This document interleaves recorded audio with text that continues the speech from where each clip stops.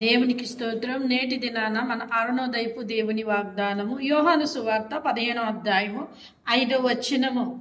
ఎవడు నా యందు నిలిచియుండునో, నేను ఎవని యందు నిలిచియుండునో వాడు బహుగా ఫలించును. హల్లెలూయా.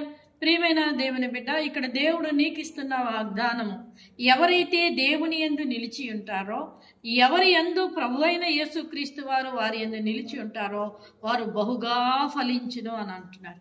ఫలభరితమైన ఫలాన్ని వారు ఇస్తారు అని ఇక్కడ లేఖనం సెలవిస్తూ ఉంది. ఎందుకంటే ఆయన నిజమైన ద్రాక్షావళి, తీగలు మనం గనుక ఆయన యందు మనం నిలిచి ఉండడం, ఆయన యందు మనం నిలిచి ఉండడం అంటే వాక్యానుసారమైన జీవితము.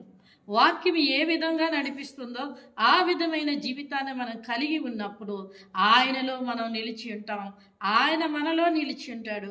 అప్పుడు నీవు బహుగా ఫలిస్తావట. అంటే ఫలిస్తావు అని అనలేదు కానీ బహుగా విస్తారమైన ఫలభరితంగా దేవుడు నిన్ను మార్చబోతా ఉన్నాడు. అది భౌతికంగా కావచ్చు, ఆధ్యాత్మికంగా కావచ్చు. నువ్వు దేని గురించి అయితే చింతిస్తున్నావో ఆ విషయంలో దేవుడు నీకు ఫలింపనిస్తానని మాట్లాడుతూ ఉన్నాడు. కనుక అరుణోదయాన లేచిన వెంటనే ప్రార్థన చేసుకుని ఈ వాగ్దానాన్ని పట్టుకొని నీ జీవితాన్ని ప్రారంభించు. దేవుడు నిన్ను అనేకులకి ఆశీర్వాదకరంగా నిలబెడతాడు. ఆమేన్.